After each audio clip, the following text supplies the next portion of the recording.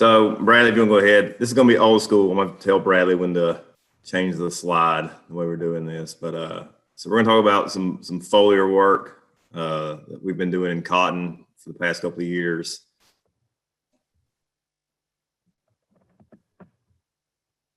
So when we look at like an overview of foliar fertilizers in cotton, they've been used for a fairly long time. It's nothing really that new, but they have gained popularity in recent years. We get asked a lot in cotton and new varieties about, we've got all these higher yielding varieties and what do we need to change management wise to make sure that we're optimizing their yield potential. And a lot of that comes back to fertility. There's a lot of questions that surround fertility. And so we talk about current conditions, these higher yielding varieties, but we're also seeing a greater number of varieties that fall into that early to mid maturity category. And that's kind of a shift that we're seeing. Some of it is in response to acreage. Some of it's just in response to the germplasm that we have now compared to what we had 20, 30 years ago. When we think about fertility in cotton and making these big leaps or adjustments with these new varieties, there can be a little more risk than reward. Obviously, we want to be efficient in what we use. Cotton has a reputation of being a management intensive crop. It's an expensive crop to grow, I guess, relative to some others. I don't really know. It's the only one I work in, but that's what I hear. And so we got to control our inputs to remain profitable. The other issue is if we put on too much fertility, we can fuel excessive or rank growth. That can lead to a lot of issues early on with fruit shed and really erasing any maturity enhancement we're going to get from our variety selection. And later in the year, it could complicate defoliation. Some of the toughest conditions to defoliate cotton in are conditions that we have excessive nutrients or excessive water or a combination of both of those in. So Bradley, go ahead and change it. When we think about the considerations for foliars, there's some benefits to using these products. We're going to make timely applications during periods of peak demand with equipment that maybe won't be as intrusive or as destructive to the crop. And there's a wide array of products available, so you can get different combinations of these nutrients, and some of them are micronutrients that are going to be difficult to find in other sources.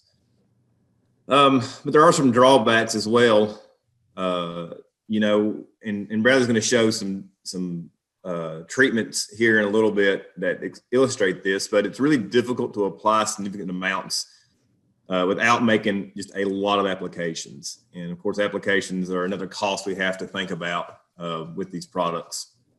And so it's really nearly impossible if we have a true deficit situation to correct it. And that's probably gonna be true no matter what the source of the nutrient is, but especially with something that you're not gonna get a lot of out at one time. And often we see applications recommended or made that aren't really necessary. I've had calls about putting phosphorus out in August. That, if you think about it, that doesn't really make any sense. If we've got phosphorus issues, we're going to see them way earlier than that part of the year. And if we do have issues in August, it should be very apparent due to fruit retention. Or we're seeing them go out that in situations that aren't really timely. So, we see a lot of potassium that goes out at certain times of the year in response to some symptoms, but in a lot of cases, those symptoms, while they are a symptom of potassium decline in the leaves, doesn't necessarily mean there's the issue. It can almost be a sign that the plant's doing what it's supposed to be doing during a period of high K demand. And so with evaluating these products, there's a few things we need to take into consideration. And this isn't the first time this has been done. There's been a lot of work in foliars in cotton. And by and large, the response has been inconsistent, but I'd say if anything, it's usually a lack of response. but we really need to understand several things. So obviously, yield's the big picture thing. That's what we focus on a lot. You know, is there a yield difference? So obviously that needs to be looked at. But are we seeing an impact in other factors? So the growth of the cotton plants, reproductive development. Do these explain, if we see differences in yield, these we typically help explain them, and those are measurements that we do in most of our studies. But to us, the big picture thing was, do we see a response in the plant? Can we apply a product and then capture that product in the plant to know that we're actually getting true uptake? And so are we getting the products in the plants? Where do they end up in the plants? Does it make agronomic sense where these products are going? And can we compare them to cotton that didn't receive these applications? And obviously cotton has sort of a unique growth habit. It's an indeterminate perennial. It fruits over a long period of time. There's a very long window of overlap between vegetative and reproductive growth. And that window or that attention can shift in the plant throughout the season in response to stress. And so Bradley Wilson's a PhD student in our program here. And he's going to be talking about a project that we started. I guess Katie Lewis at Texas A&M and myself started when we were both in Lubbock. And then when I moved over to Oklahoma, we bought a location over here. So we've got multiple locations in multiple states of this study, but Bradley's going to focus on what he's done the past couple of years, or I guess 3 years now, here in Oklahoma. So I'll let Bradley take over and discuss his work. Thank you, Seth. So as we get into really the guts of the study here, we have 5 different foliar products utilized. As you can see, a foliar K product that supplies approximately 3 pounds of K per acre. And this is at the rate that we are applying for one application. So this is just one application, and it will apply around 3 pounds. If you look below that, we have 4 other foliar products, and these are just foliar mixes that contain several different nutrients, all the way from macro, secondary, and micronutrients. And what we can see from those is that they're just in much smaller quantities, but we have a wide range. So there's a lot of nutrients in those mixes. And so does that play an effect where we see greater uptake due to having actual greater nutrients within the product versus just having one nutrient? So on the right side, we have our treatment list for Cobb. And I'll start with that just to kind of give you an overview of what's going on here. But we did have 4 different fertility programs. First, we had a non-treated, a residual soil test level, which only received 120 pounds. Our non-treated got no application of fertilizer. And then we got a 100% fertility program or of what the soil test called for, as well as a 125% fertility program or of what the soil test called for. And then within those fertility programs, we chose 2, and it ended up being the 100% and the residual soil test level. And we applied those 5 foliar products, combined them with that, and made those applications during the season. And so when we typically see nutrient demand for a lot of these products increase right around late squaring or squaring to bloom. And that's when we start to see our peak uptake with these actual micros and macros being taken up within the plant. So we had 2 foliar application dates. Our first one was at an early bloom application and then a peak bloom application. And you can look at the rates of what we use as you go down the chart. And so we see that we're putting out, these are max labeled rates from these products. So you're putting out a gallon to a half a gallon to 1.25 gallons per acre with some of these products. So to me, especially with these foliar mixes, when you see high rates going out, you're still seeing very small amounts actually being applied per acre, even with putting out 1 gallon of the product to the acre. So the variety, we only had one variety in Fort Cobb. It was Phagen 300. And our planting dates were early June and late May in 2020. And so after each application, we had a plant sampling date. So we'll talk about this here in a second, but we had a sampling date at peak bloom, which was 10 days after that early bloom foliar application. And then we had for our peak bloom application, we took plant samples at 50% open. So this was approximately a month and a half to 2 months following that peak bloom foliar app. So here's the soil test report for 2019 in Fort Cobb. And again, here I just want to show that we're seeing really high fertility within these fields here at Fort Cobb. This is a rotation behind peanuts, and these the grower or the farm manager does do a really good job of consistently applying fertilizer. So these are this is a really high scenario production scenario. So in 2019, we did see that we were approximately 80% and almost 90% sufficient with phosphorus and potassium for even making any fertilizer application. Again, one thing we did see was sulfur was deficient in 13 pounds per acre. So, I think we expected we could see a response with the sulfur application, especially with it being deficient within the soil. As we move to 2020, again, our phosphorus and potassium are at 96 to 91% sufficiency. So we did have to drop our fertilizer rates from 2019, so where we were only applying 36 pounds of K and 26 pounds of P to reach that 100% fertility level. What's interesting here to me is that still in 2020, we are seeing a deficiency in sulfur.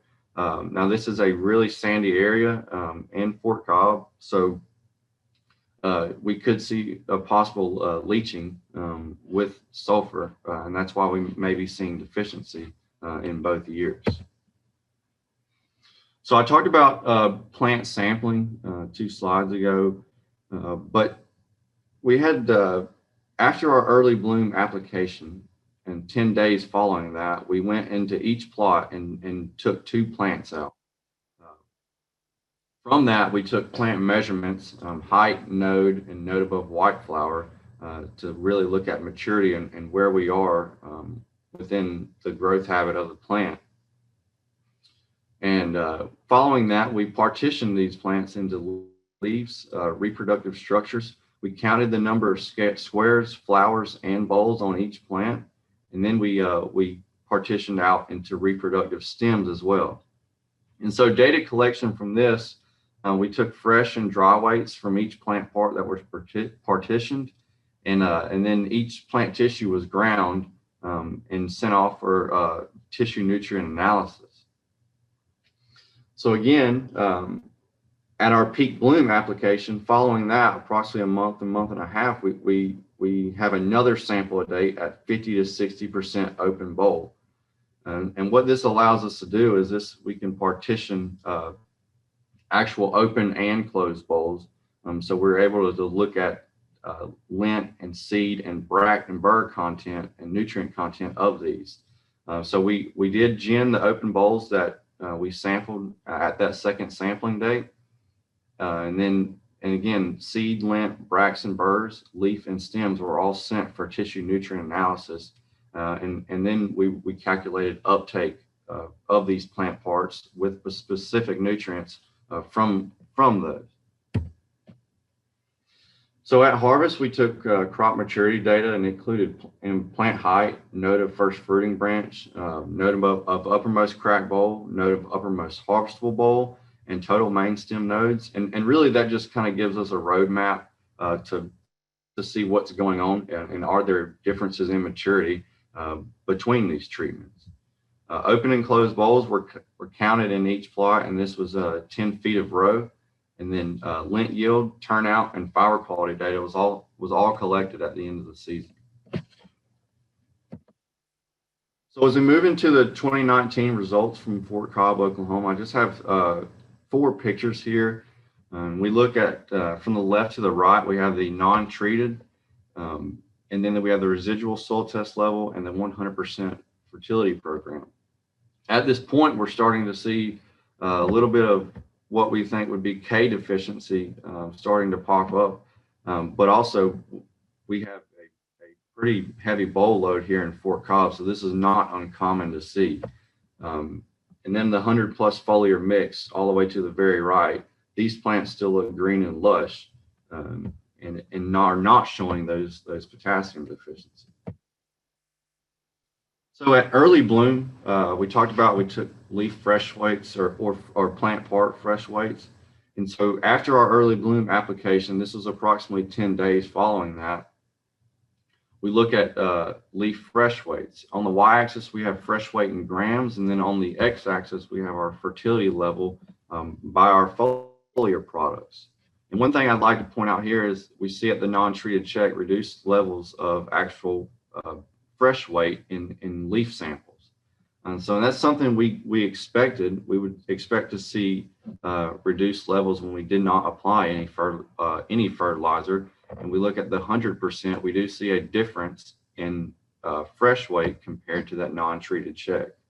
Other than that, really the only thing that tells me is that we got uptake and we were able to produce a little more vegetatively compared to that in the 100% fertility level compared to the non-treated.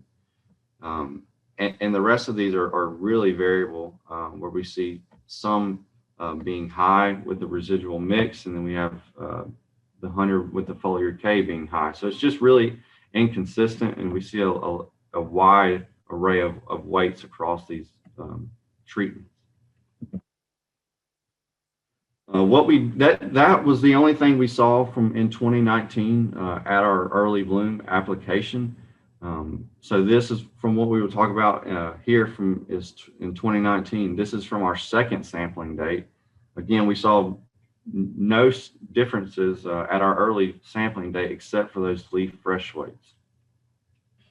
So at 50% open boll in 2019, we have stem uptake of nitrogen on the left, and this is in pounds per acre upon the y-axis, and our fertility level by product on the x-axis.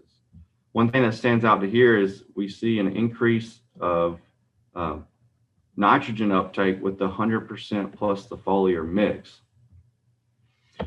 However, it's in the stem, so we're seeing this in reproductive stem parts, but we're not seeing this in leaves or actual fruiting structures. So this could possibly be maybe that it was not needed, and that's why we're seeing elevated levels within the stem. Again, on the right, we have stem uptake of potassium, and this is in pounds per acre. On the y-axis, and stem uptake, and then on the x-axis, we have fertility level by product.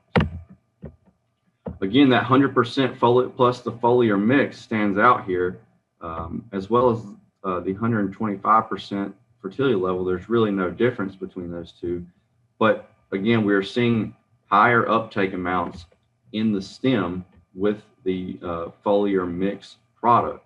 To me, we really just don't know that we're actually seeing stem uptake, but is it being utilized, and does that plant need it, or is it just sitting in the stem as a reserve? I think that's a very good question, or valid question to look at. So again, at 50% open, we have stem uptake of zinc in pounds per acre on the y-axis. Now these are in much smaller quantities compared to our macronutrients. But again, that 100 plus the foliar mix is standing out above the rest of these. However, one thing we did not see decreased levels of the 100% plus foliar mix in other plant parts like leaves or the fruit. So to me, this nutrient is maybe just being trapped or not being utilized within the stem and just being held there. To the right, we have stem uptake of manganese. Again, this is in pounds per acre. And once again, this 100% plus the foliar mix, we see an increased level of manganese compared to all the other treatments, all the other foliar treatments. And some of these other foliars contain manganese and zinc, and we're not seeing any responses within the stem or any increases of uptake within the stem, or any other plant part for that matter. But again, here we're just seeing higher levels of this 100% plus foliar mix within the stem. So I hesitate to say it's just not being utilized. Now, does all of this really matter? We look at lint yield in 2019, and we can talk about uptake rates and stem uptake, but does it make an effect or play an effect in lint yield at the end of the season? From this data, we look at the non-treated, the residual soil test level, the 100% fertility program, and the 125%.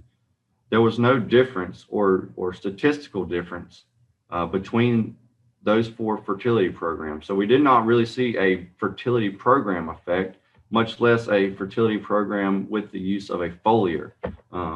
A lot of these yields are just all over the board, and it was extremely variable. But there was no significant differences between lint yield. And I think Seth talked about this. This is kind of what you see in other locations as well. So as we move into 2020, and look at the results we have here, early squaring, a picture of the plants are really green and lush. And then as we hit bowl set, we start to see that K deficiency pop up. And that is just, to me, is just an extremely heavy bowl load. Here in Fort Cobb, as you look to the right, and you can look at harvest, and you can see that these plants were really just loaded up. So from our early bloom application, we look at leaf uptake of copper at pink bloom. And so here we're seeing, we have on the y-axis, we have leaf uptake in pounds per acre, and then our fertility level by product. What's interesting here is we see an increase in leaf uptake with the 100% plus the foliar micro, as well as the residual soil test level plus the foliar micro. Again, over here to the right, we have stem uptake of copper. I think it's really interesting to see that the residual soil test level is increased over compared to a lot of the other treatments, but we see here that our 100% plus the foliar micro is back down. Whereas in the leaf, it's extremely high. So we are seeing uptake, but whether it's being utilized by the fruit or if it's needed is a big question. So we look at total uptake of copper, and this is at peak bloom. Again, we're seeing increased levels with the residual soil test level plus the foliar micro, as well as the 100% plus the foliar micro. And this is from the added together of leaves, stem, and fruit from that first sample. So this is just total uptake. So we are seeing an increase in copper. And it doesn't surprise me because this foliar product does contain a high amount of copper. So if we break this down even further, we have, this is leaf zinc content at peak bloom. Here we see the 100% plus the foliar micro. This is on the y-axis we have in parts per million, and then the fertility level by product on the x. But again, our 100 plus foliar micro and our 100% plus the macro secondary foliar is significantly increased over our 100% treatment. And what I would say is all of these nutrient content in parts per million are all within the sufficiency range. So we're not losing sufficiency between any of these treatments.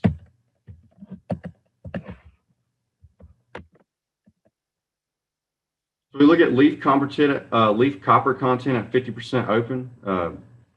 Again, that 100% plus the foliar micro is increased compared to all the other treatments.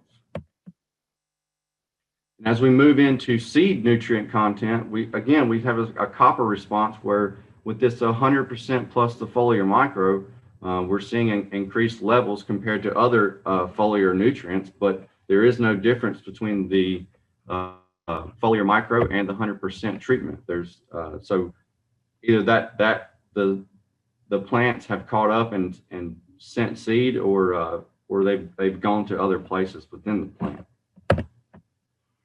Again, we look at a lot of these are micronutrients, but does this matter?